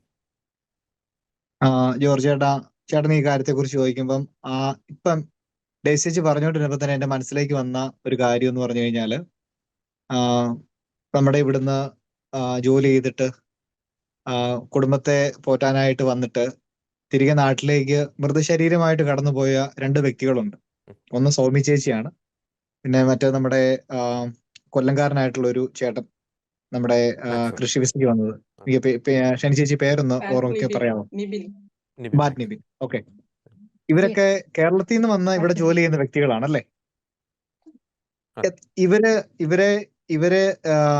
ഇവിടെ വന്ന് ജോലി ചെയ്തിട്ട് തിരിച്ച് മൃതശരീരമായിട്ട് വലിയൊരു പ്രശ്നത്തിൽ നിന്നാണ് ഇവര് ഈ ഒരു യുദ്ധത്തിന്റെ സമാനമായുള്ള സാഹചര്യത്തിൽ നിന്ന് മിസൈല് വന്ന് ആക്രമണത്തിലാണ് ഇവര് മരിച്ചത്. അല്ലാതെ ഇവരിവിടെ വന്നിട്ട് സുഖജീവിതം നയിച്ചിട്ട് അല്ലാതെ മരിച്ചതല്ല. ഇവരുടെ മൃതശരീരം ഇവിടുത്തെ ഇസ്രായേലിന്റെ ഗവൺമെന്റ് ഏറ്റുവാങ്ങി അവിടെ എത്തിച്ചപ്പോ എത്ര രാഷ്ട്രീയക്കാര് ആത്മാർത്ഥതയോടെ, അതെങ്കിൽ കേരളത്തിന്റെ മുഖ്യധാര രാഷ്ട്രീയ പ്രവർത്തകരിൽ മുഖ്യമന്ത്രി അടക്കം എത്ര പേര് ഇതൊന്ന് വാങ്ങാനായിട്ട് അവിടെ എത്തി. ഇപ്പോൾ ഓർക്കുന്ന ഒരു കാര്യമാണ്, ആരും ഉണ്ടായിരുന്നില്ല. ഞങ്ങളുടെ ഇടുക്കി MP അഡ്വക്കേറ്റ് ഡീൻ കുര്യാക്കോസ് ഉണ്ടായിരുന്നു. അല്ലാതെ കുറച്ച് അതിനോട് ബന്ധപ്പെട്ട രാഷ്ട്രീയക്കാരുണ്ടായിരുന്നു. അല്ലാതെ കേരളത്തിന്റെ മുഖ്യമന്ത്രി പോയില്ല. ഒരു വ്യക്തിയും ഇവരെ സ്വീകരിക്കാനായിട്ട് പോയില്ല. നമ്മുടെ കേരളത്തിൽ നിന്ന് ഇവിടെ ഇസ്രായേലിൽ ജോലി ചെയ്യുന്ന ഞങ്ങള് മലയാളികൾ 2ാം കിട പൗരന്മാരാണ്. ആണോ? നമ്മൾ ഇവിടുന്ന് 10 പൈസ പോലും നമ്മൾ അനാവശ്യമായിട്ട് ഇവിടുന്ന് ചെലവഴിക്കാതെ കിട്ടുന്ന പൈസ മുഴുവൻ നമ്മൾ നാട്ടിലേക്ക് അയക്കുവാണ്, നമ്മുടെ കുടുംബത്തിന്റെ ഒരു ഉന്നമനത്തിന് വേണ്ടിയിട്ട്, അല്ലെ? ഈ പൈസ മുഴുവൻ നമ്മുടെ ടാക്സ് അടച്ച് അവിടെ വന്നു കഴിയുമ്പോഴത്തേക്കും ടാക്സ് അടച്ച് ബാക്കി കാര്യങ്ങൾക്ക് പോയി കഴിയുമ്പം ഇതിനൊന്നും യാതൊരു കുഴപ്പമില്ല. ഇവിടെ ജോലി ചെയ്യുന്ന ആൾക്കാരെ കുറിച്ചോ ഇവിടെ എന്താണ് സംഭവിക്കുന്നതിനെ കുറിച്ചോ ഇവർ ഒരിക്കലും ബോധേഡാകുന്നില്ലെന്നുള്ളതാണ് ഇതിന്റെ ഏറ്റവും പ്രധാനം. മുഖ്യമന്ത്രിയുടെ പ്രസ്താവനയെ കുറിച്ച് ജോർജ് ചേട്ടൻ സൂചിപ്പിച്ചു മുന്നേ അല്ലേ, ഇസ്രായേൽ എന്ന രാഷ്ട്രം തെമ്മാടി രാഷ്ട്രമാണ്. ആയിക്കോട്ടെ, മുഖ്യമന്ത്രി ഒരു കാര്യം തീരുമാനിച്ചാൽ മതി, നിലവിൽ കേരളത്തിന്റെ കാര്യത്തെക്കുറിച്ച് മാത്രം ഒന്ന് ചിന്തിക്കുക, അതിനെ എങ്ങനെയൊന്ന് ലഘൂകരിക്കാം, അതിനെ എങ്ങനെയൊന്ന് മാറ്റം വരുത്താമെന്ന് മാത്രം അങ്ങൊന്ന് ചിന്തിക്കുക. പിന്നെ ആരെ സുഖിപ്പിക്കാനാണ് അല്ലെങ്കിൽ ആരെ ബോധിപ്പിക്കാനാണ് ഇത്തരം പ്രസ്താവനകൾ ഇറക്കി ഇവിടെ ജോലി ചെയ്യുന്ന ഞങ്ങൾക്ക് ഇപ്പം നമുക്കൊരു ആഗ്രഹം ഉണ്ടല്ലേ, ഞങ്ങൾ ഇന്ന സ്ഥലത്ത് നിന്ന് വന്ന് ഇവിടെ ജോലി ചെയ്യുന്നു, ഞങ്ങളുടെ ഗവൺമെന്റ് അല്ലെങ്കിൽ നമ്മുടെ ഗവൺമെന്റ് ഇതിന്റെ സാഹചര്യങ്ങളൊന്ന് മനസ്സിലാക്കി ഒന്ന് ഞങ്ങൾക്ക് അനുകൂലമായിട്ടുള്ള ഒരു നിലപാട് സ്വീകരിക്കുമായിരുന്നെങ്കിൽ എന്ന് ഞങ്ങൾ ആഗ്രഹിക്കുന്നുണ്ട്. പക്ഷെ അതൊരിക്കലും സാധ്യമാകത്തില്ല. ഇന്ന് തന്നെ ഡൽഹിയിൽ CPM-ന്റെ ഉന്നത നമ്മുടെ ഏറ്റവും പ്രധാനപ്പെട്ട ഭാരവാഹിയായ MA ബേബി അടക്കമുള്ള ആൾക്കാർ ഇസ്രായേലിനെതിരെ അവിടെ സമരം നടത്തിക്കൊണ്ടിരിക്കുക നമ്മൾ ഈ ചർച്ച നടത്തുന്ന സമയത്ത്. അപ്പൊ ഇവരൊക്കെ എന്തറിഞ്ഞുകൊണ്ടാണ് ഇതിനു വേണ്ടിയിട്ട് ഈ ഇസ്രായേലിനെതിരെ കൊടപിടിക്കുന്നതും അല്ലെങ്കിൽ ഇറാൻ അവർ പറയുന്നത് ഇറാന് പ്രതിരോധിക്കാൻ അവകാശമുണ്ട്. അപ്പൊ ഇസ്രായേൽ എന്താ ചെയ്യുന്നത്? ഇസ്രായേലിനെ നശിപ്പിക്കാനായിട്ട് ആഗ്രഹിച്ചിരിക്കുന്ന ഇപ്പം കഴിഞ്ഞ ദിവസം ഞാൻ വായിച്ചൊരു കാര്യമുണ്ട്, അയൽവക്കത്തെ കുടുംബം നമ്മളെ ആക്രമിക്കാനായിട്ട് പദ്ധതി ഇട്ടിരിക്കുകയാണ്. അപ്പം ഈ വീട്ടിലെ കുടുംബനാഥൻ ധൈര്യപൂർവ്വം ആ കുടുംബത്തിലേക്ക് കടന്നു ചെന്നിട്ട് നശിപ്പിക്കാനായിട്ട് പദ്ധതി ഇട്ടിരുന്നതിനെ എല്ലാം നശിപ്പിച്ച് കളയുവാണ്. അത് സ്വന്തം കുടുംബത്തിന്റെ നിലനിൽപ്പിന് വേണ്ടിയിട്ടാണ്. അത് തന്നെയാണ് ഇസ്രായേൽ പ്രധാനമന്ത്രി ഞങ്ങളുടെ സ്വന്തം ബീബി ബെഞ്ചമിൻ നെതന്യാഹു ചെയ്തുകൊണ്ടിരിക്കുന്നത്. അത് നിലനിൽപ്പിന്റെ പോരാട്ടമാണ്. ബെഞ്ചമിൻ നെതന്യാഹു എപ്പോഴും ആവർത്തിച്ച് പറയുന്ന ഒരു കാര്യമുണ്ട്, ഞങ്ങൾ ഇറാനിലെ ജനങ്ങൾക്കെതിരല്ല, ഇറാനിലെ സിവിലിയൻസിന് കൃത്യമായ നിർദ്ദേശം നൽകി അവരെ അവിടുന്ന് മാറ്റിയതിന് ശേഷം എന്താണോ ഞങ്ങൾ ആഗ്രഹിക്കുന്നത് അല്ലെങ്കിൽ ലോകത്തിനെതിരായിട്ടുള്ളത് അത് മാത്രമാണ് ഞങ്ങൾ നശിപ്പിക്കുന്നത്. അത് ഗാസയിലായിക്കോട്ടെ, അത് ലെബനോനിലായിക്കോട്ടെ, അത് യമനിലായിക്കോട്ടെ, അത് ഇറാനിലായിക്കോട്ടെ, എല്ലായിടത്തും ഇസ്രായേൽ ഈ ഒരു കാര്യം മാത്രമേ ആവർത്തിച്ച് ചെയ്യുന്നുള്ളൂ എന്ന് കേരളത്തിലെ രാഷ്ട്രീയ അധികാരികൾ അല്ലെങ്കിൽ ഗവൺമെന്റ് എന്ന് മനസ്സിലാക്കും. അല്ലെങ്കിൽ അവര് പറയുന്ന പ്രസ്താവനകളൊക്കെ ലോകം പുച്ഛിച്ച് തള്ളത്തേ ഉള്ളെന്നാണ് ഞാൻ വിശ്വസിക്കുന്നത്. അല്ലെങ്കിൽ ഇങ്ങനെ തെമ്മാടി രാഷ്ട്രം എന്ന് വിളിച്ചു പറയുന്ന വ്യക്തിയോട് അവർക്ക് ഉണ്ടാകുന്ന ഒരു അവജ്ഞ മാത്രമേ ഉണ്ടായിരിക്കത്തുള്ളൂ എന്നാണ് ഞാൻ ആവർത്തിച്ച് പറയാനായിട്ട് ആ കാര്യത്തിൽ ആഗ്രഹിക്കുന്നു. വ്യക്തമാണ്. ഷനി, നമുക്കറിയാം ഈ ഇറാൻ വിഷയത്തിലെങ്കിലും ഇവരുടെ നിലപാട് എന്തായിരിക്കും എന്നറിയാനുള്ളൊരു കൗതുകമുണ്ട്. കാരണം അതിൻ്റെ ഒരു പശ്ചാത്തലമുണ്ട്. ഞാൻ മനസ്സിലാക്കുന്നിടത്തോളം, തെറ്റുണ്ടെങ്കിൽ തിരുത്തുക, ഈ മധ്യപൂർവേഷ്യയിൽ ഒരു കമ്മ്യൂണിസ്റ്റ് പാർട്ടിക്ക് പ്രവർത്തന സ്വാതന്ത്ര്യമുള്ള ഏക രാജ്യം ഇസ്രായേലാണ് എന്ന് ഞാൻ മനസ്സിലാക്കുന്നു. മാത്രമല്ല 1988 ഈ ഇറാനിലുള്ള കമ്മ്യൂണിസ്റ്റ് പാർട്ടി നേതാക്കളെയൊക്കെ അവിടെ കൂട്ടക്കൊല ചെയ്തു. അവരുടെ മെക്ക് എന്ന് പറയുന്ന ഒരു പാർട്ടി സംവിധാനത്തെയൊക്കെ തച്ചുടച്ച് കളഞ്ഞു. 1979 ശേഷമുള്ള ഇസ്ലാമിക് റവല്യൂഷന് ശേഷം അവിടെ കമ്മ്യൂണിസ്റ്റ് പാർട്ടിക്ക് ഒന്ന് ഇൻകുലാബ് സിന്ദാബാദ് വിളിക്കാൻ പോലും ആൾക്കാരില്ലാത്ത രീതിയിൽ അവരെല്ലാം കാലൊരുക്കയക്കുന്ന ഒരു സ്ഥിതിയാണ് ഇറാനിലുള്ള. ആ ഒരു ഇറാനെയാണ് ഇപ്പോൾ ഇവർ സപ്പോർട്ട് ചെയ്യുന്നത്. ഇവർ അക്ഷരാർത്ഥത്തിൽ ഇതിനെപ്പറ്റി അറിവില്ലാത്തവരാണോ, അതോ അറിഞ്ഞിട്ടും ഞങ്ങൾക്കൊന്നും അറിയില്ല എന്ന് നടിക്കുന്നതാണോ? എന്ത് ചേതവികാരമാണ് ഇവരെ ഈ വിഷയത്തിൽ നയിക്കുന്നത്? ഷൈനി, നാട്ടിലെ മാധ്യമങ്ങളെ കുറിച്ചാണോ ചോദിക്കുന്നത്, അല്ലെങ്കിൽ നാട്ടിലെ രാഷ്ട്രീയ നേതാക്കള്, മാധ്യമങ്ങള് എല്ലാം പെടും. ഓക്കെ. ഇറാനിൽ എന്ത് സംഭവിക്കുന്നു? ഇറാനിലെ രാഷ്ട്രീയ സിറ്റുവേഷനോ അല്ലെങ്കിൽ രാഷ്ട്രീയപരമായിട്ടുള്ള കാര്യങ്ങളോ ഒന്നും കൃത്യമായിട്ട് പഠിച്ചുകൊണ്ടോ അല്ലെങ്കിൽ കൃത്യമായിട്ട് മനസ്സിലാക്കിയിട്ടോ ആണോ നമ്മുടെ നാട്ടിലെ രാഷ്ട്രീയ പാർട്ടികളും രാഷ്ട്രീയ നേതാക്കളും രാഷ്ട്രീയത്തെ പിന്തുണയ്ക്കുന്ന ആൾക്കാരുമൊക്കെ പ്രതികരിക്കുന്നതെന്ന് നമ്മൾ ചിന്തിക്കേണ്ടിയിരിക്കുന്നു. ഇതിനെക്കുറിച്ചൊക്കെ എത്രമാത്രം അറിവുകൾ നമ്മുടെ നാട്ടിലെ ആൾക്കാർക്കുണ്ട്, പ്രത്യേകിച്ച് സാധാരണക്കാരായിട്ടുള്ള ആൾക്കാര്, പിന്നെ അതുകൂടാതെ രാഷ്ട്രീയ പാർട്ടി നേതാക്കന്മാരാണെങ്കിൽ പോലും ഈ മറ്റുള്ള രാജ്യത്തെ രാഷ്ട്രീയ അവസ്ഥകളെ കുറിച്ച് എത്രമാത്രം അറിവോടുകൂടിയാണ് അവരിതിനെയൊക്കെ പിന്തുണയ്ക്കുകയും അതിനെ എന്താ പറയുക പ്രചരിപ്പിക്കുകയും ഒക്കെ ചെയ്യുന്നതെന്നുള്ളത് നമ്മൾ ചിന്തിക്കേണ്ടിയിരിക്കുന്നു. അതിനകത്തൊക്കെ ഉള്ള അറിവില്ലായ്മ നമ്മൾ ചിന്തിക്കണം. പിന്നെ എപ്പോഴും ഇറാനെ സപ്പോർട്ട് ചെയ്യുകയും അല്ലെങ്കിൽ ഇറാൻ ഇസ്രായേലിനെ ആക്രമിക്കുന്നത് സപ്പോർട്ട് ചെയ്യുന്നതും ഒക്കെ നമ്മൾ നേരത്തെ പറഞ്ഞതുപോലെ തന്നെ നമ്മുടെ നാട്ടിലെ നിലനിൽപ്പാണ്, അവരുടെ നിലനിൽപ്പാണ് അവർക്ക് ആവശ്യം. നമ്മുടെ നാട്ടിലെ നിലവിലത്തെ സാഹചര്യത്തിൽ ആ ഓരോ രാഷ്ട്രീയ പാർട്ടിക്കുമുള്ള നിലനിൽപ്പ് മാത്രം നോക്കിയിട്ടാണ് അവർ ഇതിനെയൊക്കെ സപ്പോർട്ട് ചെയ്യുകയും പ്രചരിപ്പിക്കുകയും ചെയ്തത്. അതല്ലാതെ ഇറാനിലെ ഒരു സാഹചര്യം മനസ്സിലാക്കിയിട്ടാണ് അങ്ങനെ ചെയ്യുന്നതെന്ന് എനിക്ക് തോന്നുന്നില്ല. കാരണം ഏറ്റവും കൂടുതൽ ഇപ്പൊ നമ്മുടെ നാട്ടില് നമുക്കറിയാം, നമ്മുടെ നാട്ടിൽ ഇപ്പൊ ആൾക്കാർ ഉള്ളത് ഓൾഡ് ഏജ് ആയിട്ടുള്ള ആൾക്കാർ മാത്രമേ ഉള്ളെന്ന് എനിക്ക് തോന്നുന്നു. ഏകദേശം നമ്മുടെ നാട്ടിലെ മൊത്തം യുവതലമുറ മൊത്തം നാട് വിട്ടുപോയി, അല്ലെ? യുവതലമുറയിലുള്ള ആൾക്കാരെ ഒന്നും നമുക്ക് നാട്ടിൽ കാണാനില്ല. കാരണം എല്ലാവരും ജീവിക്കാൻ വേണ്ടിയിട്ട് മറ്റു നാടുകളിലേക്ക് പരക്കം പാഞ്ഞുകൊണ്ടിരിക്കുക. എന്തുകൊണ്ടാ? നമ്മുടെ നാട്ടിൽ നിലനിൽപ്പില്ലാത്തത് കൊണ്ടാ. പിന്നെ അവിടെ അവശേഷിക്കുന്നത് പാവങ്ങളായിട്ടുള്ള സാധാരണക്കാരായിട്ടുള്ള നമ്മളുടെ വൃദ്ധരായ മാതാപിതാക്കളും മറ്റുള്ള ആൾക്കാരും ഒക്കെയാണ്. അപ്പൊ അവരൊക്കെ ഇപ്പൊ നിലവിൽ അവിടെ പാർട്ടികളുടെ നേതാക്കന്മാർ അല്ലെങ്കിൽ രാഷ്ട്രീയ പാർട്ടികൾ കൈകാര്യം ചെയ്യുന്നവര് അവരൊക്കെ എന്ത് പറയുന്നു, എന്ത് ചെയ്യുന്നു, അവര് കൊടുക്കുന്ന അറിവുകള്, അവര് കൊടുക്കുന്ന ആ ഒരു ബാക്ക്ഗ്രൗണ്ട് മനസ്സിലാക്കി അതിനെ പിന്തുണച്ച് പോകുന്ന സാധാരണക്കാരല്ലാതെ വേറെ ആരും നമ്മുടെ നാട്ടിലില്ല. അവരെ നമുക്ക് കുറ്റം പറയാനും പറ്റത്തില്ല. കാരണം നമ്മുടെ നാട്ടിലെ ആൾക്കാർക്ക് നിലനിൽപ്പാണ് ആവശ്യം. അപ്പൊ ആ ഒരു നിലനിൽപ്പിന് വേണ്ടിയിട്ട് ഇതിനെയൊക്കെ സപ്പോർട്ട് ചെയ്ത് പോകുന്നു എന്നല്ലാതെ എന്താ പറയാ, ഇറാന്റെ രാഷ്ട്രീയ സാഹചര്യങ്ങളോ അല്ലെങ്കിൽ രാഷ്ട്രീയ ബാക്ക്ഗ്രൗണ്ടോ ഒന്നും നാട്ടില് എത്ര പേർക്ക് മനസ്സിലാവുന്നുണ്ടെന്നുള്ളത് നമുക്ക് ചിന്തിക്കേണ്ടിയിരിക്കുന്നു. ഓക്കെ. മറ്റൊരു കാര്യം കൂടിയുണ്ട്. ഈ ഇവിടുത്തെ മാധ്യമങ്ങളുടെ ഒരു പ്രചരണം.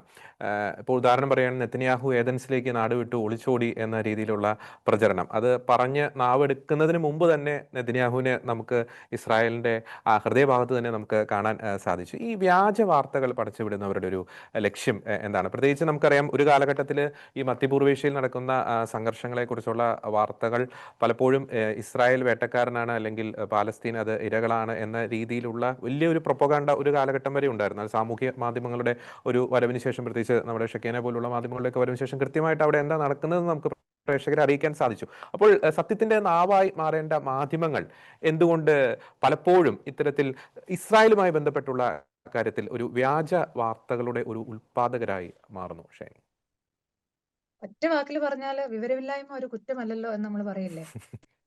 ശരിക്കും പറഞ്ഞാല് നത്തനിയാവു ഒളിവിലാണ്, അല്ലെന്നുണ്ടെങ്കിൽ ഏതൻസിൽ പോയിരിക്കുന്നു, അല്ലെങ്കിൽ ഒളിച്ചു പോയി, ഇവിടുന്ന് ഓടി രക്ഷപ്പെട്ടു പോയി എന്നൊക്കെ പറയുമ്പോഴും ഈ പറയുന്നവർക്കൊക്കെ അറിയാം പിറ്റേ ദിവസം അങ്ങേര് പുറത്തു വരും എന്നുള്ളത് അറിഞ്ഞുകൊണ്ട് തന്നെയാണ് അവരിങ്ങനെയുള്ള വ്യാജ വാർത്ത പ്രചരിപ്പിക്കുന്നത്, അല്ലെ? ഇവിടെ ഇസ്രായേലില് ഇതുവരെയുള്ള യുദ്ധ സാഹചര്യങ്ങൾ നമ്മൾ വിലയിരുത്തിയാല് ഏറ്റവും കൂടുതൽ മിസൈലുകൾ താഴെ പതിക്കുകയും കേടുപാടുകൾ സംഭവിക്കുകയും 15 മരണം ഇതുവരെ നമ്മൾ അറിഞ്ഞിരിക്കുന്ന അനുസരിച്ച് 15 മരണം, കുറച്ച് പരിക്കുകൾ, അങ്ങനെയൊക്കെയുള്ള അത്രയും ഒരു ഇതുവരെയുള്ള സിറ്റുവേഷൻ വെച്ചിട്ട് നോക്കുമ്പം അത്രയും ഒരു ക്രൂഷ്യൽ ആയിട്ടുള്ള ഒരു കാര്യത്തിലേക്ക് പോകുമ്പം എത്രയൊക്കെയാന്ന് പറഞ്ഞാലും ഒരു രാഷ്ട്രത്തിന്റെ ഭരണാധികാരി ഒരു തുറസായ സ്ഥലത്തേക്ക് വന്ന് ആ സ്ഥലം വിസിറ്റ് ചെയ്യുമെന്നും അത് നിരീക്ഷിക്കുമെന്നും ഒക്കെ ഏകദേശം വിവരവും വിദ്യാഭ്യാസവും തലയിൽ ഇച്ചിരിയെങ്കിലും വെളിവുള്ള ആൾക്കാർക്ക് ചിന്തിക്കാവുന്ന കാര്യമേ ഉള്ളൂ, അല്ലെ? അപ്പൊ ആ മനുഷ്യൻ ഇവിടെ തന്നെ ഉണ്ടായിരുന്നു. പിറ്റേ ദിവസം തന്നെ അദ്ദേഹം വെളിയിൽ വന്നു, ആ അപകടം നടന്ന സ്ഥലം സന്ദർശിച്ചു. ആ വീഡിയോ നമ്മൾ ഇവിടെയുള്ള മലയാളികൾ തന്നെ ഒരുപാട് പേര് മാക്സിമം നമുക്ക് പബ്ലിഷ് ചെയ്യാൻ പറ്റുന്ന എല്ലാ പ്ലാറ്റ്ഫോമും നമ്മൾ അത് ഉപയോഗിച്ച് പുറത്തേക്ക് എത്തിച്ചു. അപ്പൊ അത് വരുമെന്ന് അറിഞ്ഞുകൊണ്ട് തന്നെ ഇങ്ങനെ പറയുന്നത് വിവരമില്ലായ്മ എന്നല്ല, നമുക്കൊന്നും പറയാൻ പറ്റത്തില്ല. പിന്നെ എപ്പോഴും നമുക്ക് ആൾക്കാരെ എങ്ങനെയാണ് ഒരു നെഗറ്റിവിറ്റിയിലേക്ക് ആകർഷിക്കുക എന്നുള്ളതാണല്ലോ എല്ലാത്തിന്റെയും മെയിൻ ആയിട്ടുള്ള ഒരു ബേസിക് ആയിട്ടുള്ള ഒരു ഘടകം. അതിപ്പോ ദൃശ്യമാധ്യമങ്ങളാണെങ്കിലും ശ്രാവ്യ മാധ്യമങ്ങളാണെങ്കിലും എങ്ങനെയാണെങ്കിലും ഒരു നെഗറ്റീവ് ആയിട്ടുള്ള ഒരു കാര്യം പുറത്തേക്ക് കൊണ്ടുവന്നു കഴിഞ്ഞാൽ അവർക്ക് അവിടെ കൂടുതൽ റേറ്റിംഗ് കിട്ടും, അവരുടെ ചാനലിലേക്ക് ആൾക്കാർ കൂടുതൽ എത്തി നോക്കും, അത് കാണാനായിട്ട് ശ്രമിക്കും. പ്രത്യേകിച്ച് നത്തനിയാവു ഒളിച്ചോടി എന്ന് പറയുന്ന ഒരു ന്യൂസ് കൊടുക്കുമ്പോൾ തന്നെ ആ ഒരു എന്താ പറയുക, ഇസ്രായേലിന്റെ അധപതനം അല്ലെങ്കിൽ ഇസ്രായേലിന്റെ പതനം കാത്തിരിക്കുന്ന എല്ലാവരും തന്നെ അതിലേക്ക് ഓടി എത്തുമെന്ന് അറിയാവുന്ന ആൾക്കാർ തന്നെയാണ് ഇത് പ്രചരിപ്പിക്കുന്നത്. അത് വിവരമില്ലായ്മ എന്നല്ലാതെ വേറെ ഒന്നും അതിന് പറയാനില്ല. ഓക്കെ. അവസാനം ഒരു കാര്യം കൂടി പറഞ്ഞിട്ട് ഒന്ന് വൈൻഡ് അപ്പ് ചെയ്യാന്ന് എനിക്ക് തോന്നുന്നു. നിലവിൽ ഏതെങ്കിലും തരത്തിലുള്ള ഒരു സാമ്പത്തികമായിട്ടുള്ള പ്രതിസന്ധി ഇസ്രായേൽ അഭിമുഖീകരിക്കുന്നുണ്ടോ? അവിടെ ജോലി ചെയ്യുന്ന മലയാളികൾ എന്ന രീതിയിൽ നിലവിൽ കിട്ടുന്ന സാലറിയിൽ എന്തെങ്കിലും ഒരു കട്ടിങ്ങോ അല്ലെങ്കിൽ അത്തരത്തിലുള്ള പ്രതിസന്ധികൾ, ഭക്ഷ്യ ഉൽപ്പന്നങ്ങളുടെ ഒരു ക്ഷാമം, അങ്ങനെ ഏതെങ്കിലും പ്രതിസന്ധികൾ അവിടെ അഭിമുഖീകരിക്കുന്നുണ്ടോ? 3 പേർക്കും അത് അഭിപ്രായങ്ങൾ പങ്കുവയ്ക്കാം. ഏറ്റവും ലാസ്റ്റ് ആയിട്ട് ഷൈനി സ്റ്റാർട്ട്. ഇസ്രായേലിന്റെ പ്രത്യേകമായ ഒരു സാമ്പത്തിക മാന്ദ്യമോ ഒരു സാമ്പത്തിക പ്രശ്നങ്ങളോ സാലറി കിട്ടായ്മകളോ ജീവിത മാർഗമില്ലാതെ ആരെങ്കിലും വലയുകയോ ഒന്നും ചെയ്യുന്നതായിട്ട് എന്റെ അറിവിലില്ല. മലയാളികൾ മാത്രമല്ല, ഇസ്രായേലികൾ തന്നെ. ഇപ്പൊ ഞാൻ ജീവിക്കുന്ന കമ്മ്യൂണിറ്റിയിലായാലും ഇസ്രായേലിൽ അങ്ങനെ ഒരു സാമ്പത്തിക മാന്ദ്യം നിലവിലില്ല. ഇതെല്ലാം മുന്നിൽ കണ്ടുകൊണ്ടാണ് യുദ്ധം വരുമെന്നും യുദ്ധം അങ്ങോട്ട് ആക്രമണം 2023 ഒക്ടോബർ 7 തുടങ്ങിയതിന് ശേഷം തന്നെ തുടരെ ആക്രമണങ്ങൾ ഉണ്ടാകുമെന്നും ഇനിയും ചെറുത്തുനിൽപ്പ് വേണ്ടി വരുമെന്നും അറിഞ്ഞുകൊണ്ട് അതിനുള്ള എല്ലാ തയ്യാറെടുപ്പുകളോടും കൂടെയാണ് ഈ ഗവൺമെന്റ് മുന്നോട്ട് പോകുന്നത്. ഇസ്രായേൽ ഗവൺമെന്റ് നമ്മുടെ മലയാളികളുടെ കെയർ ഗിവേഴ്സിന്റെ സാലറിയുടെ കാര്യത്തിലാണെങ്കിൽ ഏപ്രിലിൽ ഒരു ഇൻക്രീസ് ഉണ്ടായതാണ്. അത് അതേപോലെ തന്നെ കണ്ടിന്യൂ ചെയ്യുന്നു. അത് കിട്ടാത്ത ആരും തന്നെ ഉണ്ടെന്ന് എനിക്ക് തോന്നുന്നില്ല. ഭക്ഷ്യവസ്തുക്കളും എന്റെ അറിവിൽ ആരും തന്നെ ഇല്ല കിട്ടാത്ത. ഇതുവരെ എന്ത് കിട്ടിക്കൊണ്ടിരുന്നോ അതേ അളവിൽ അല്ലെങ്കിൽ അതിൽ കുറച്ചുകൂടി കൂടുതൽ അളവിൽ മാത്രമേ ഇപ്പൊ കിട്ടുന്നുള്ളൂ എന്ന് എന്റെ അനുഭവം അതാണ്. ഞാൻ അന്വേഷിച്ചിടത്തോളം ഇവിടെയുള്ള ജോലി ചെയ്യുന്നവരോടൊക്കെ ചോദിച്ചിടത്തോളം അങ്ങനെയാണ് എന്റെ അറിവ്. ഓക്കെ, ഡാരിസ്. ചേട്ടാ, സാലറി കൂട്ടിയതല്ലാതെ കുറച്ചതായിട്ട് ഇതുവരെ ഒരു അനുഭവം ഇല്ല കേട്ടോ. Okay okay. അപ്പൊ ഇന്ന് രാവിലെയും കൂടെ ഞങ്ങള് അപ്പാപ്പനും ഞാനും കൂടെ പോയിട്ട് നല്ല ഫ്രഷ് പച്ചക്കറിയും കുറച്ച് സാധനങ്ങളും കൂടെ വാങ്ങിച്ചുകൊണ്ട് രാവിലെ വന്നതേ ഉള്ളൂ. അപ്പൊ ഞാൻ അത്ഭുതപ്പെട്ടു പോയി രാവിലെ കട ചെന്ന് കഴിഞ്ഞപ്പോഴത്തേക്കും. ഇത്ര ഒരു ക്രിട്ടിക്കൽ ആയിട്ടുള്ള സാഹചര്യത്തിലും ഇതിന്റെ പ്രൊഡക്ഷനും ഇതിന്റെ നമ്മുടെ സൂപ്പർ മാർക്കറ്റിലേക്ക് എത്തിക്കണമല്ലോ, ഇതിന്റെ ഇതൊക്കെ എങ്ങനെയാണ് ഇവര് കൈകാര്യം ചെയ്യുന്നത്? നമ്മൾ ചില സമയത്ത് നമുക്ക് അത്ഭുതപ്പെട്ടു പോകും. ഒന്നിനും ഒരു ഇത് പറയാനായിട്ടില്ല. മെയിൻ ആയിട്ട് നമ്മുടെ സൈറനും നമ്മുടെ അലാമൊക്കെ വരുമ്പോൾ നമ്മൾ സുരക്ഷിതരായിട്ടിരിക്കുക. അവര് സൈന്യങ്ങൾ പറയുന്ന കാര്യങ്ങൾ ചെയ്യുക. അവര് അതൊരു വഴിക്ക് നടക്കും. നേരെ മറിച്ച് അതിന്റെ തൊട്ടിപ്പുറത്ത് ബാക്കി എന്തൊക്കെയാണോ അവർക്ക് നമ്മുടെ ആൾക്കാർക്ക് വേണ്ടത് അത് കൃത്യമായിട്ട് അക്കോമഡേറ്റ് ചെയ്യാനായിട്ട് അതിനായിട്ടുള്ള സാഹചര്യങ്ങൾ അവര് ചെയ്തിരിക്കും. Okay, yes. ഏറ്റവും ലാസ്റ്റ് ആയിട്ട് ഷൈനിലേക്ക് വരുമ്പോൾ ഈ ചോദ്യത്തിനുള്ള ഉത്തരവും പറയാം. ഒപ്പം തന്നെ ഒരു ചോദ്യം കൂടി ചോദിക്കാൻ വിട്ടുപോയിരുന്നു. അതായത് ഇപ്പോൾ ഈ ഒരു ഘട്ടത്തിൽ ജനങ്ങൾ പ്രദർശിപ്പിക്കുന്ന ആ ഒരു ഐക്യം, നമുക്കറിയാം വ്യത്യസ്ത രാഷ്ട്രീയ മനോഭാവമുള്ളവരുണ്ട്, വ്യത്യസ്ത മത സംവിധാനങ്ങളിൽ വിശ്വസിക്കുന്നവരുണ്ട്, ഹൈലി ഓർത്തഡോക്സ് ഉണ്ട്, നേരത്തെ അങ്ങ് പറഞ്ഞതുപോലെ. അപ്പോൾ ഈ ഒരു പ്രതിസന്ധി ഘട്ടത്തിൽ അവിടുത്തെ ഇസ്രായേലിലായിട്ടുള്ള ജനങ്ങൾ രാഷ്ട്രീയ ഭേദമന്യേ, ജാതി ഭേദമന്യേ, മതഭേദമന്യേ, അവരുടെ നിലപാട് ഭേദമന്യേ പ്രദർശിപ്പിക്കുന്ന ആ ഒരു ഐക്യം, അതിനെപ്പറ്റി കൂടി അങ്ങേക്ക് പങ്കുവയ്ക്കാം. ഓക്കെ, ആദ്യം നമ്മൾ നേരത്തെ ചോദിച്ച ആ ഒരു ഭക്ഷ്യവസ്തുക്കളുടെ ലഭ്യതയും അങ്ങനെ നമ്മൾ നേരിടുന്ന ആ ഒരു ബുദ്ധിമുട്ടുകൾ, അതിനെക്കുറിച്ച് പറഞ്ഞിട്ട് ഞാൻ അടുത്ത വിഷയത്തിലേക്ക് വരാം. ഇവിടെ റെസ്ട്രിക്ഷൻസ് ഉണ്ടെങ്കിൽ പോലും നമുക്ക് ദൂരയാത്ര പാടില്ല, അല്ലെങ്കിൽ ഗ്യാതറിംഗ് പാടില്ല, അങ്ങനെ പറയുമ്പോൾ പോലും നമ്മുടെ അവശ്യ വസ്തുക്കൾ ലഭിക്കുന്ന സൂപ്പർ മാർക്കറ്റുകൾ അങ്ങനെയൊക്കെയുള്ള എല്ലാം തുറന്നു പ്രവർത്തിക്കുന്ന ഒരു സാഹചര്യമാണ് ഇപ്പൊ നിലവിലുള്ളത്. പിന്നെ നമ്മൾ നേരത്തെ പറഞ്ഞ പോലെ സേഫ്റ്റി റൂമുകൾ ഇല്ലാത്ത ബിൽഡിങ്ങുകൾ, അങ്ങനെയുള്ള പോസ്റ്റ് ഓഫീസുകൾ, അങ്ങനെയുള്ള സ്ഥാപനങ്ങളൊക്കെ മാത്രമേ പ്രവർത്തനരഹിതമായിട്ടുള്ളൂ. ബാക്കിയുള്ള സൂപ്പർ മാർക്കറ്റുകൾ അല്ലെങ്കിൽ നമ്മളുടെ വെജിറ്റബിൾ ഷോപ്പുകൾ, മീറ്റ് ഷോപ്പുകൾ എല്ലാം തുറന്നു തന്നെ പ്രവർത്തിക്കുന്നുണ്ട്. അതുകൊണ്ട് തന്നെ നമ്മുടെ ഹോസ്പിറ്റലുകളെല്ലാം തുറന്നു തന്നെ പ്രവർത്തിക്കുന്നുണ്ട്. അതുകൊണ്ട് തന്നെ നമുക്ക് ഭക്ഷ്യവസ്തുക്കളിലോ അല്ലെങ്കിൽ നമ്മുടെ അവശ്യ വസ്തുക്കളിലോ ഒന്നും നമുക്ക് അങ്ങനെ ഒരു ലഭ്യതയില്ലായ്മ, അങ്ങനെയുള്ള ബുദ്ധിമുട്ടുകളൊന്നുമില്ല. അതുപോലെ തന്നെ ഇവിടെയുള്ള ആൾക്കാര് നമ്മുടെ നാട്ടില് ചെയ്യുന്നത് പോലെ ഒരു ദിവസത്തേക്കോ 2 ദിവസത്തേക്കുള്ള പർച്ചേസിംഗ് ഒന്നുമില്ല. അവർ പർച്ചേസ് ചെയ്യുമ്പോഴത്തേക്കും കുറേയേറെ ദിവസങ്ങളിലേക്ക് ഒരുമിച്ച് പർച്ചേസ് ചെയ്യുന്ന ഒരു ശീലമൊക്കെയാണ് മജോറിറ്റി ആൾക്കാർക്കും ഉള്ളത്. അങ്ങനെ അല്ലാത്ത ആൾക്കാരും ഉണ്ട് കേട്ടോ, എല്ലാവരെയും ഞാൻ അടച്ചു പറയുമല്ല. അതുകൊണ്ട് തന്നെ അങ്ങനെയുള്ള ബുദ്ധിമുട്ടുകളൊന്നും ഉള്ളതായിട്ട് നമുക്ക് തോന്നുന്നില്ല. ആകെപ്പാടെ ഇവിടെ നമ്മളെ പോലെയുള്ള ആൾക്കാർ നേരിടുന്ന ഒരു വെല്ലുവിളി എന്ന് പറയുന്നത്, അല്ലെങ്കിൽ ഒരു ചെറിയൊരു പ്രശ്നം എന്ന് പറയുന്നത്, എല്ലാ വീടുകൾക്കും സേഫ്റ്റി റൂമുകളില്ല. സേഫ്റ്റി റൂമുകൾ ഇല്ലാത്ത വീടുകളുണ്ട്. ഈ ഒത്തിരി പഴയ കെട്ടിടങ്ങളാണെങ്കിൽ അവർക്ക് സ്വന്തമായിട്ട് ഓരോ വീടുകൾക്കും അല്ലെങ്കിൽ ഓരോ അപ്പാർട്ട്മെന്റുകൾക്കും സ്വന്തമായിട്ട് സേഫ്റ്റി റൂമുകൾ ഇല്ലാത്ത ഒരു പ്രശ്നമുണ്ട്.